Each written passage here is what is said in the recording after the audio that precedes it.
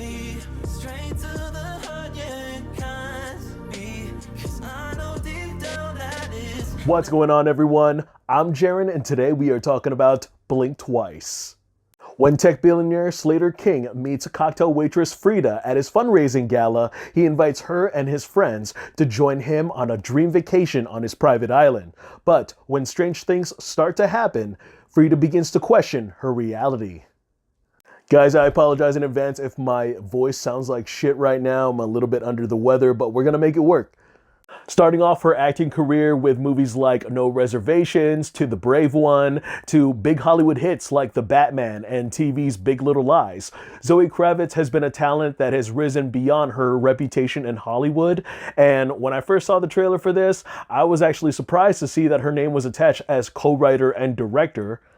I mean, I knew that she was ambitious outside of her acting career and other interests, but I had no idea that she was going to take her talent in front of the camera to the next level. There was a lot of promise to be had, and I was just so ecstatic to see Zoe Kravitz's directional debut.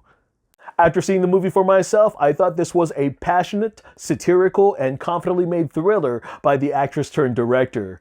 This story does set itself up in a way that is all too familiar, especially with the horror genre. Usually, I am a sucker for these kinds of movies because, you really could just go all sorts of directions with this. And especially, it's that mystery, it's that drive with what the outcome will be.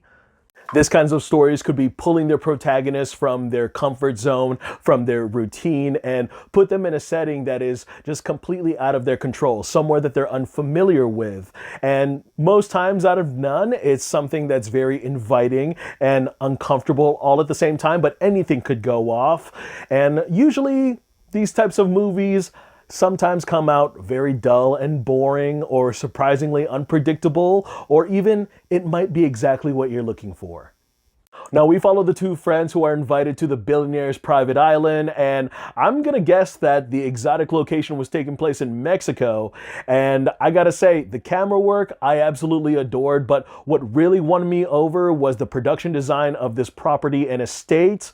And if they weren't messing around with the interior designs or colors, they were definitely showing off with a lot of the lighting and a lot of the wardrobe choices that each and every actor got to wear. The color white was so elegant that it made a lot of the blood stains stand out for when things go for a sinister turn. Also, there was the emphasized framework and implication of items being used or displayed that were going to be called back later, especially for the audience who were paying attention.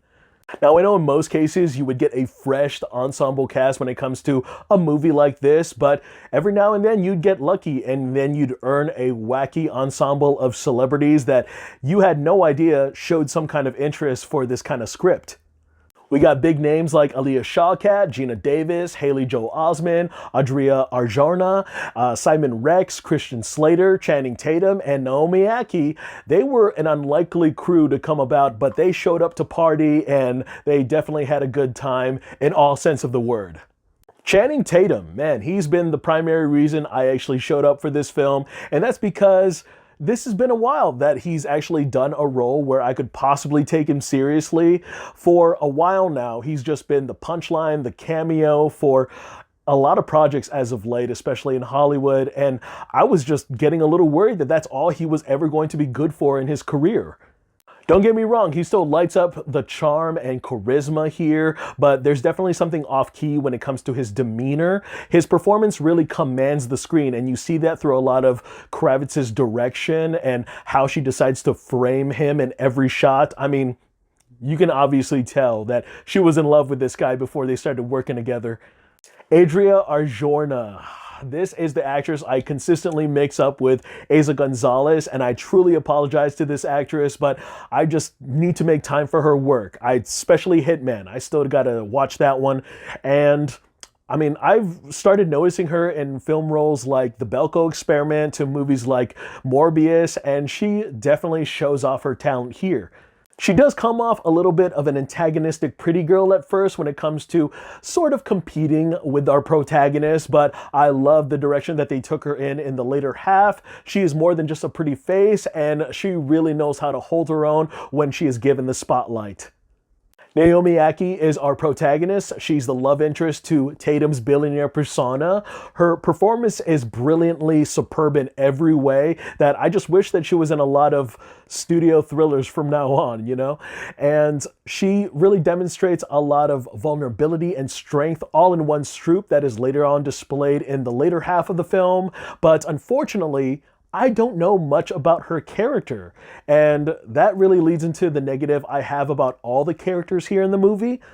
Everyone seemed to be having a good time with their performances, but I do feel like a lot of time has been omitted from developing these characterizations and backstories in order to keep a steady stride in the pacing. I mean, one could argue that it could have came out a little unnatural, or it could have been by design, but if I'm going to be honest, I would have wanted just a little bit more context for these characters in order for me to care about them, whether they were in danger or not.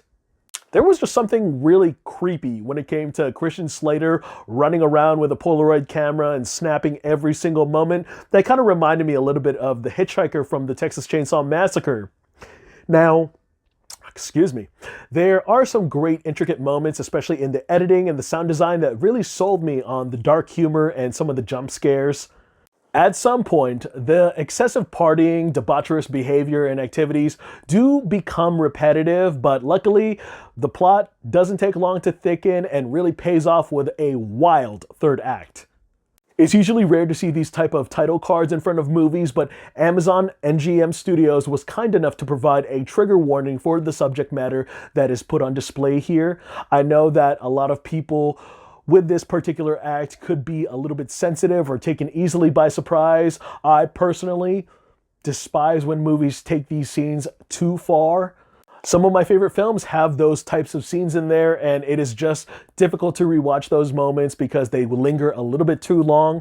Thankfully, Kravitz, her cinematographer, and her editor handle those moments with care just to show you just enough, implicate just enough to provoke the audience with the plot device, but not be overindulgent. Overall, give Channing Tatum more integral roles like this. He doesn't always have to be the funny guy or the sex symbol in movies. He's more capable of range at this point. And I'm also keeping an eye out for Zoe Kravitz's next written or directional projects. She has definitely sold me on one of the most unexpected surprises of the summer and is very competent to rival any actors turned directors in this industry.